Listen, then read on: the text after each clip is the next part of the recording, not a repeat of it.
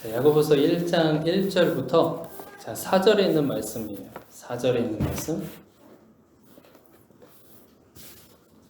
짧은 구절이니까요. 우리 같이 한 목소리 읽어도 좋을 것 같습니다. 자, 야고보서 1장 1절부터 4절에 있는 말씀. 자, 다 찾으셨으면 우리 함께 읽도록 하겠습니다.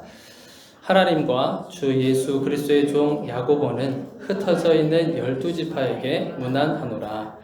내 형제들아, 너희가 여러 가지 시험을 당하거든 온전히 기쁘게 여기라.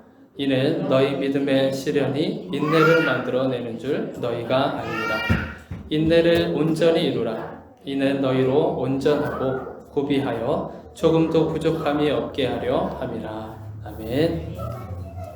자, 인내를 온전히 이루라 라고 하는 말씀을 가지고 함께 나누려고 합니다. 지난 시간부터 저희가 야고보서를 이제 쭉 살펴보기로 했는데요.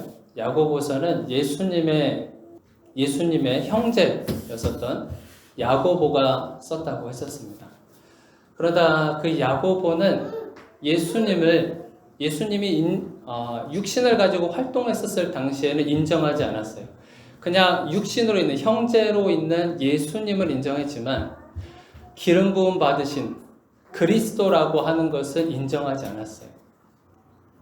그러니까 형제로서 육신으로서 있을 때는 야고보가 예수님을 인정하지 않았지만 어느 순간부터는 이 야고보가 예수님을 그리스도라고 인정하기 시작했어요. 그게 언제냐면 예수님이 십자가에 달려 돌아가시고 부활하시고 나서 그 모습을 바라보며 그때서야 비로소 회심하게 되는, 그래서 회심해서 결국에는 예루살렘 교회 담임 목사님으로 활동을 하게 됩니다. 그러니까 처음에는 야고보도 예수님에 대해서도 알지만 그러나 예수님 그리스도라고 하는 그런 통치자, 인도자, 어찌 보면 기름 부음 받은 자, 그런 사람으로 인정하지 않았지만 예수 그리스도께서 부활하시고 그러고 나서는 이제 인정하기 시작하게 된 거예요. 자, 그러면서 예루살렘 교회의 총 담임 목사님으로 세워졌고, 자, 야고보서는 그래서 이 편지를 받아보게 되는 그 수신자는 우리가 1장 1절에서 봤듯이 흩어져 있는 12지파라고 그랬어요. 그러니까 흩어져 있는 성도들을 향해서 이 편지들을 쓰게 됐는데, 흩어지기 전에, 그러니까 예전에 우리가 사도행전에서 보면 스데반 집사님이 돌에 맞아 순교하시고 그러고 나서 성도들이 전부 다 흩어졌어요. 처음에 흩어져서 살아갔을 때는 이 성도들이 그래도 믿음을 지켜나가려고 했었고, 어떻게 해서든지 모임을 하려고 했었고, 말씀대로 순종하며 살아가려고 부단히도 노력을 했었어요. 그러나 시간이 지나고 나서부터는 변질이 되게 된 거예요. 그 변질된 내용이 이제 야고보서를 지켜보면서 쭉 나올 겁니다. 왜 당신들은 말씀은 듣기는 하는데 행함이 없습니까? 교회를 여러분들이 다니면서 왜 그곳에서 차별이 일어납니까? 왜 말로써 사람들의 상처를 줍니까? 하면서 이제 그런 내용의 편지를 이제 기록을 하게 되는 거예요. 담임 목사님으로서 할 수 있는 말씀을 이제 성도들을 향해서 이제 하게 되는 거죠. 자, 또 한 가지 우리가 살펴봤던 거는, 자, 바울 서신하고 야고보서의 특징인 거예요. 바울 서신은 믿음으로 말미암아 구원을 받는다라고 했고, 야고보서는 행함이 없는 믿음은 죽은 믿음이다라고 하면서 행함을 굉장히 강조를 했었어요. 그러고 보니까 그러면 믿음만으로는 부족하는 건가? 반드시 행함이 따라야만 완벽한 건가? 그러면서 행위 구원을 말하는 건가? 라고 이렇게 오해가 될 수도 있다고 그랬어요. 그러나 그것이 아니라 이제 구원받은 백성으로서, 하나님의 천국 백성으로서 어떻게 살아가야 하는가? 라고 하는 것에 대해서 행위에 대한 중요성을 나타내는 거였어요. 그러니까 예수님께서 제자들을 부르시고 나서 산에 올라가서 예수님께서 제자들에게만 말씀하신 것이 있었어요. 산상수훈이라고 하죠. 마태복음 5장부터 나오는. 그거는 아무한테나 들려준 것이 아니라 예수님의 제자로 부름받은 그 사람들에게 주셨던 말씀인 거예요. 그러니까 제자가 됐으면 앞으로 제자의 삶은 이러이러한 삶이다 라고 하면서 주신 말씀이 이 산상수훈인 거예요. 그러니까 야고보서는 우리는 여러분들이 예수님의 은혜로 여러분들이 돈이 많아서도 아니고 우리처럼 아기를 많이 낳아서도 아니고 어떤 사회적인 권력이 있어서도 아니고 우리가 그렇다고 해서 선한 일을 많이 해서도 아니고 그렇게 해서 구원받은 백성들이 아니라 예수 그리스도의 전적인 은혜로 우리가 구원을 받았다라고 하는 건 인정하시잖아요. 자, 그렇다고 한다면 그렇게 구원받은 사람으로서 우리가 앞으로 어떻게 살아가야 되는지 그것에 대해서 이제 야고보서가 말씀해 주고 있는 거예요. 그러니까 우리는 얼마든지 미끄러질 수 있는 사람들이잖아요. 말씀을 알고 세례도 받고 구원도 받고 했는데 우리 삶 속에서는 여전히 부족한 게 자꾸만 보이잖아요. 부족한 게 보이고. 그래서 야고보도 처음에는 그 예수를 그리스도로 인정하지 않았지만 성령 사건이 일어나고 오순절 다락방에 성령 사건이 일어나고 성령의 역사하심을 보게 되면서 성령의 도우심으로 가능해진 거예요. 그러니까 우리도 마찬가지예요. 하나님 예수님께서 은혜로 십자가에 달려 돌아가심으로 우리를 구원해 주셨으면 우리가 이제 앞으로 살아가야 될 일만 남았는데 그건 우리 힘으로 감당하지 못한다. 성령의 능력으로만 우리가 살아낼 수 있는 힘이 생긴다라고 하는 거예요. 우리가 그동안에 얼마나 많이 훈련받았겠어요. 성경 공부도 많이 하고. 그래서 아는 건 많잖아요. 근데 머리로 아는 것에 정말 우리가 삶으로 살아내는 거하고 머리로 아는 거하고는 정말 천지 차이잖아요. 그러니까 그것을 가능하게 만들어준다는 것이 어떤 거냐면 성령의 능력으로만 우리가 그걸 가능한 거예요.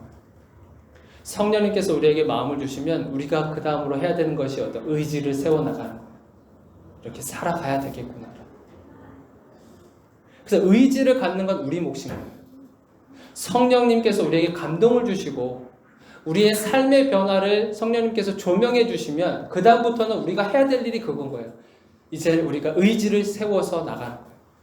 그건 우리 몫인 거예요. 그것마저 하나님께 다 올려드리고 그것마저 우리가 의지를 세워 나가는 것마저 성령님께 다 내버리면 어떤 문제가 생기냐면 구원도 하나님께만 다 올려드리는 거예요. 내가 하나님이 나한테 구원을 주시지 않았기 때문에 내가 구원받지 않은 거지 않습니까? 그게 아니거든요.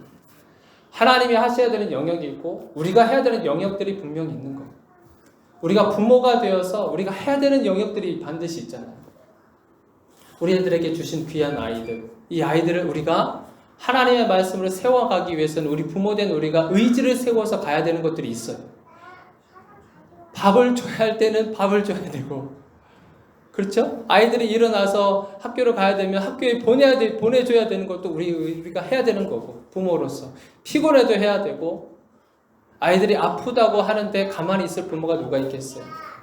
그 아이를 들쳐업고 가야 되는 것이 우리 부모가 해야 되는 거예요. 마찬가지로 우리가 예수님께서 은혜로 주신 그 구원이 있다고 한다면 그것을 삶으로 살아내도록 하는 것이 성령님이시고 또한 그 성령님께서 주신 그것을 의지를 세워서 가야 되는 것이 우리가 해야 될 몫인 겁니다.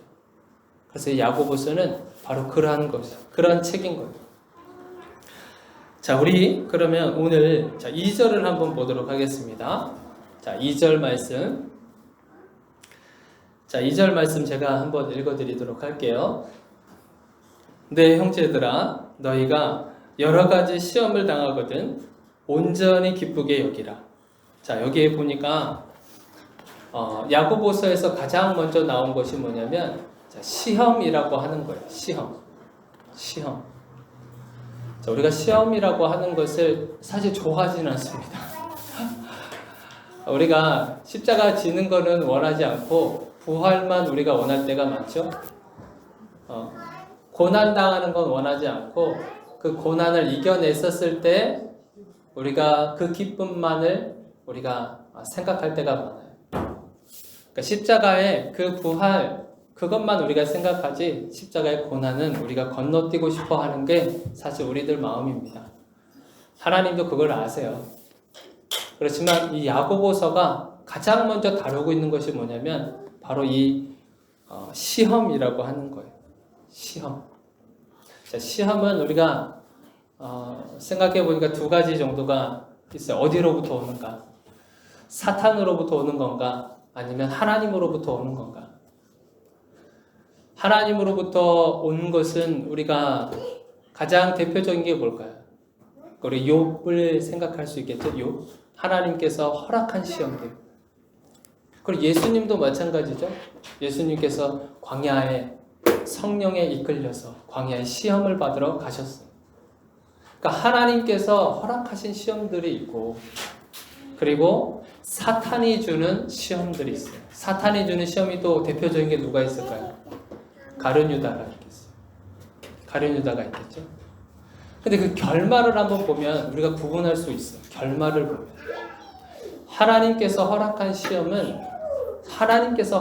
시험은 다시 생명을 얻도록 하시고, 다시 일어날 수 있는 힘을 주시고, 다시 인내할 수 있는 능력을 주시고, 희한하게도 하나님께서 주신 시험은 그런 결과를 갖게 돼요. 자꾸 힘들고 어렵고 육체적으로 힘들지만 이상하게도 내 안에 인내라고 하는 것이 자꾸만 생겨나요. 내가 참아야지가 아니라 이상하게 참아져요. 하나님으로부터 오는 시험은 내가 참아낼 수 있는 그런 힘들이, 인내가 내 안에서 이상하게 샘솟는다는 거예요. 그러나 사단을 보면 사단이 주는 유혹이나 시험 같은 경우는 결말이 어떻게 돼요? 가룟 유다 같은 경우도 자살하게 되고 파멸을 하죠. 망가뜨리죠. 무너뜨리죠. 이런 것들이 결말에 나타나는 거예요. 그래서 우리가 말씀 한 구절을 한번 찾아볼게요. 요한복음 10장 10절이에요. 자, 요한복음 10장 10절에 보니까, 자, 눈으로 한번 읽어보세요. 제가 읽어드릴게요. 자, 도둑이 오는 것은 도둑질하고 죽이고 멸망시키려는 것뿐이요, 내가 온 것은 양으로 생명을 얻게 하고 더 풍성히 얻게 하려는 것이라. 그러니까 예수님께서 오시고 하나님께서 오시고 우리에게 주시는 것들은 결국에는 영생을 얻게 하고 생명을 얻게 하고 풍성하게 해주시기 위해서 오신다는 거예요. 이 오신다고 했을 때 항상 기쁨으로 오실까요? 그랬으면 좋겠어요. 하나님께서 오실 때, 예수님께서 나에게 오실 때 아무런 어려움 없이 그냥 행복하게, 고난도 없이 그냥 오셨으면 좋겠어요. 근데 예수님이 오시는 방법은 항상 그런 방법만은 아니거든요. 시험을 가지고 오실 때가 있다는 거예요. 그런데 그 시험의 결과는 우리로 하여금 인내하게 만드시고 우리로 하여금 더 풍성하게 하시기 위해서 예수님께서 그 방법을 사용해서 오신다는 거예요. 사단이 오는 목적은 우리로 하여금 파멸하게 만들고 자멸하게 만들고 죄책감에 빠져들게 만들고 자꾸만 나를 돌아보게 만들면서 나를 무너뜨리려고 오는 거예요. 멸망시키려고 오는 거예요. 그러니까 우리가 이것을 우리가 잘 보면 내가 지금 당하고 있는 고난이 과연 하나님으로부터 온 것인가? 하나님으로부터 오는 것이면 이상하게도 힘들지만 참아낼 수 있는 힘이 생겨요. 그렇지만 사단이 주는 시험이라고 한다면 이상하게 자꾸만 더 승질을 내게 되고요. 더 분노가 일어나게 되고 아이들에게 한 대 때릴 걸 두 대 때리고 세 대 때리고 막 이래요. 때리는 내가 더 잘 알아요. 제가 우리 막내, 우리 원유가 밤에 잠을 잘 안 자가지고 제가 가끔 손을 댈 때가 있어요. 잘하고. 그런데 제가 그걸 때리는 내가 느끼거든요. 때릴 때 내가 감정이 섞여서 때리나 아니면 진짜 사랑하는 마음에서 때리나. 근데 아이들은 그거 금방 알거든요. 근데 어느 때는 제가 내 감정에 못 이겨서 우리 막내 온유, 여기 있는 우리 막내 온유를 때린 적이 있어요. 금방 내 영을 혼란스럽게 만드는 거예요. 사탄은 그렇게 해서라도 내 감정과 내 영과 내 모든 것을 이렇게 파멸하고 죽이려고 오는 것이 이 사단이 주는 시험이에요. 이걸 많이 경험해요. 아이들 키우다 보면 많이 경험하지 않아요? 여러분들 마찬가지잖아요. 근데 우리가 하나님으로부터 오면 이상하게 새 힘이 생기고 인내가 생겨진다. 그런 사단으로부터 오는 시험이라 한다면 멸망의 길로 가도록 만든다. 우리가 그것을 잘 구분해 나갔으면 좋겠어요. 자, 오늘 말씀으로 돌아가면, 자, 형제들아, 너희가 여러 가지 시험을 당한다고 하는데 시험도 여러 가지래요. 여기 야고보서가 썼을 때는 시험이 어떤 시험으로 다가왔을까요? 믿음으로 다가와요. 예수 그리스도를 믿는 것 때문에 시험을 당해요. 이때 당시 예수님을 믿는다고 하는 것을 다 포기해야 되거든요. 경제적인 것도 포기해야 되고 자유도 포기해야 되는 상황이에요. 로마가 통치하고 있었을 때 당시이기 때문에. 예수 믿는 것 때문에 처형당해야 되고 하는 그런 것들이 있었어요. 그러니까 예수 믿는 것 때문에 산발적으로 다가오는 우리의 삶의 문제들이 있었다는 거예요. 엄청나게 많이.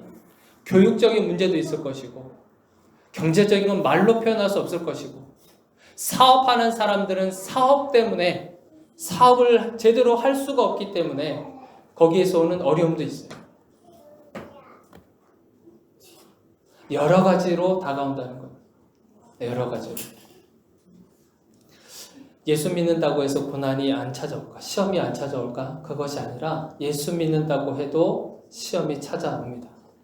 예수 믿는다고 해도 시험이 찾아와요. 그러나 오늘날 우리가 살아갈 때 보면 우리는 믿음 때문에 고난당하지 않잖아요. 여러분들 믿음 때문에 고난당한 적 있으세요? 저도 사실 믿음 때문에 고난당해 본 적은 없어요. 예수 믿는 것 때문에 나를 괴롭히거나 나를 때리거나 그렇게 시험당해 본 적은 없어요. 그 오늘날 시험은 믿음, 예수 믿는 것 때문에 그렇게 힘든 것이 아니라 다른 문제들로 인해서 믿음이 흔들려지는 거죠. 거꾸로. 경제적인 문제 때문에 믿음이 흔들리고요. 자녀 교육 때문에 믿음이 흔들리고 삶의 환경 때문에 믿음이 흔들려지는 거. 이게 바뀌었어요. 옛날에는 믿음 때문에 그런 것들이 힘들었지만 지금은 바뀌었어요. 우리 주변에서 일어나는 문제들 때문에 믿음이 어려워지게 된 거. 이게 바뀌었어요.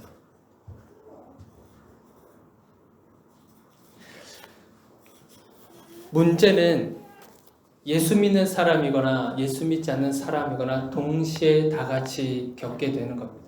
그렇다고 한다면 우리는 그 고난에 대해서 그러면 어떻게 생각해야 될까? 오늘 야고보서에 보니까 뭐라 그래요? 온전히 기쁘게 여기래요. 기쁘게 여길 수 있으시겠습니까?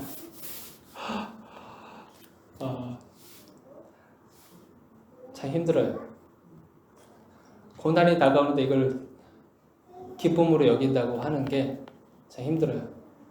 오늘 야고보서는 성도들을 향해서 여러 가지 시험을 당하거든 그것을 온전히 기쁘게 여기라고 하세요. 왜 기쁘게 여기라고 했을까? 우리 마태복음 한번 찾아볼까요? 마태복음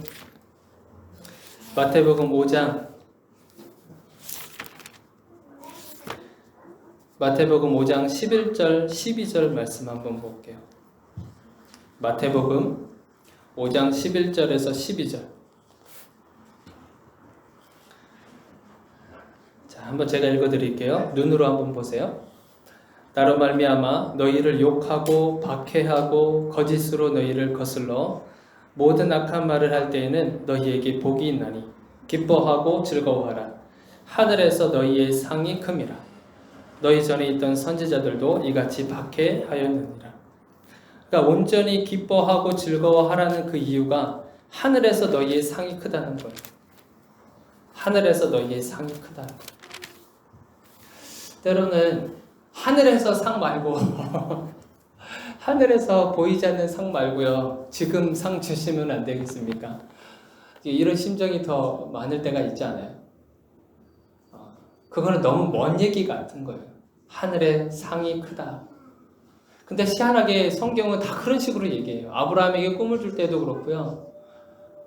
뭔가 분명하게 얘기하신 것이 없어요. 뭔가 분명하게 얘기해서 간 게 아니에요. 성경은 이상할이 많지 뭔가 이렇게 추상적으로 얘기할 때가 많이 있다는 거예요. 병을 고쳐주셨으면 고쳐주신 건데 너의 죄가 사함받았다라고 얘기하고, 그러니까 우리하고 약간 의사소통이 잘 안 될 때가 있다는 거예요. 고난이 찾아왔고 시험이 찾아왔을 때 그것을 참아내라. 그러면 지금 너희에게 100만 원이 입금될 것이다. 한 건당 만약에 1000만 원씩 입금해 줄 거다라고 얘기하시면 우리 참을 수 있어 없어요? 분명히 있어요. 우리 눈앞에 그런 현물이 나타나고 우리 눈앞에 만약에 그런 보상이 바로 눈앞에 보이면 안 참을 사람이 어디 있겠냐는 거예요. 다 참죠. 나한테 욕하면 나한테 한 번 욕했구나. 100만 원 입금. 자, 2번 욕했구나. 그럼 200만 원 입금. 근데 하나님은 말씀하실 때 그렇게 얘기 안 하시고 하늘의 상이 크다고 얘기하시는 거예요. 하늘의 상이. 왜 하늘의 상이 크다고 얘기하셨을까? 하늘의 상이 어떤 건지를 아는 사람들만 그거를 알 수 있겠죠. 얼마나 그것이 귀하고 좋으면, 그러니까 돈 100만 원, 200만 원 갖고 얘기할 가치가 없는 거예요. 그러니까 하늘의 상은 그거보다 더 크시기 때문에 하나님이 그렇게 얘기하시는 거예요. 그러면서 우리에게 무엇을 요구하는 걸까요? 믿음으로 인내하라는 거예요. 믿음으로 끝까지 인내하라는 거예요. 힘들어도 인내하라는 거예요. 내가 너희들의 상황과 모든 것을 다 이미 알고 있다. 믿음으로 끝까지 인내해라. 너 혼자가 아니다. 너희들의 혼자가 아니다. 내가 너희와 함께 이 고난과 이 시련과 시험을 함께 짊어지고 갈 거다. 믿음으로 인내하라고 하시는 거예요. 믿음으로. 그러면 우리에게 정말 이 세상이 줄 수 없는 하늘의 큰 상, 하늘의 큰 상급을 우리에게 주신다고 하는 거예요. 야고보서를 성도들을 향해서 야고보 목사님이 성도들 향해서 이런 고난에 빠져 있고 시험에 빠져 있는 성도들 향해서 버텨내라, 힘내라, 끝까지. 그럼 하늘의 상이 너희에게 줄 것이다. 믿음으로 이것을 이겨내라. 우리 힘으로는 할 수 없습니다. 그 저나 여러분들 다 인정하시죠? 그래서 우리가 날마다 간구하고 해야 되는 것은 바로 이 성령의 인도하심이에요. 성령님, 우리가 말씀을 들었어요. 우리가 알아요. 하나님, 고난이 찾아오면 그 즐거움으로 받아내는 거, 인내하는 거 알겠어요. 그러면 하나님, 우리 힘으로는 할 수 없으니까 우리에게 성령의 능력을 주세요. 성령으로 감당하게 하여 주시고, 그리고 우리가 의지를 가지고 하나님 정말 하늘의 상이 그렇게 크다고 한다면 하나님, 제가 한번 그것을 말씀으로 살아내 볼게요. 성령님 도와주세요. 그렇게 해서 우리가 이 한 주간 살아갈 때 이 시험에 대한 우리가 어떤 태도로 어떻게 나아가야 하는가, 우리가 성령님께 간구하시면서 승리해 나가시는 저와 여러분들이 되기를 주님의 이름으로 축원드립니다. 아멘.